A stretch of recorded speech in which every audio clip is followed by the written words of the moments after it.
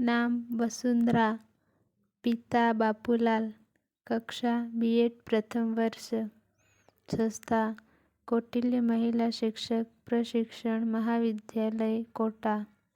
सूक्ष्म शिक्षण। सूक्ष्म शिक्षण के गुण।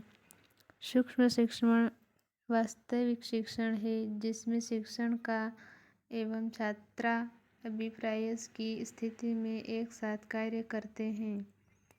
सूक्ष्म शिक्षण किसी विशिष्ट कार्य उपलब्धि के लिए प्रशिक्षण देने की ओर केंद्रित रहता है।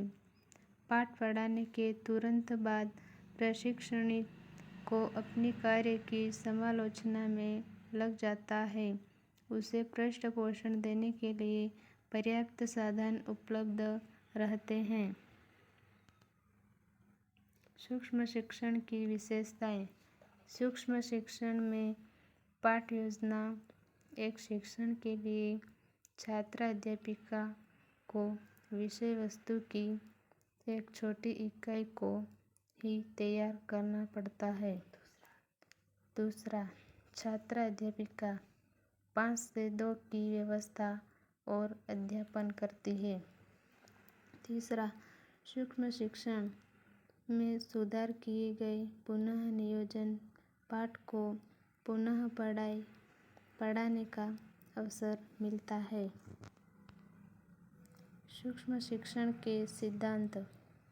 पहला, यह वास्तविक कौशल है। इसमें एक समय में एक ही कौशल प्रशिक्षण पर बल देता है।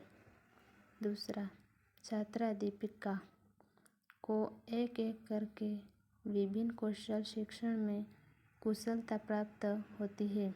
तीसरा, छात्रा अध्यापिका द्वारा जो उनको दूर करने में पुनः अवसर मिलता है। चौथा, छात्रा अध्यापिका को तुरंत ही पृष्ठपोषण प्राप्त हो जाता है। सूक्ष्म शिक्षण की प्रक्रिया। पहला, इस प्रक्रिया में एक छात्रा अध्यापिका किसी भी शिक्षण कौशल का अध्ययन करने के लिए एक छोटी सी विषय वस्तु पर पाठ योजना बनाकर पढ़ाती है। दूसरा, 5 से 7 मिनट तक पढ़ाते पढ़ाते बनकर लेती है। फिर छात्रा अध्यापिका को एक स्रोत लेती है। सूक्ष्म शिक्षण का अर्थ। सूक्ष्म में शिक्षण 2 शब्दों से मिलकर बना है।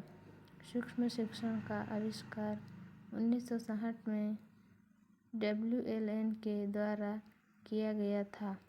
बाद में इसका उपयोग कीथ एडिसन में सभी रूपों में शिक्षकों के कौशल विकसित करने के लिए किया गया था।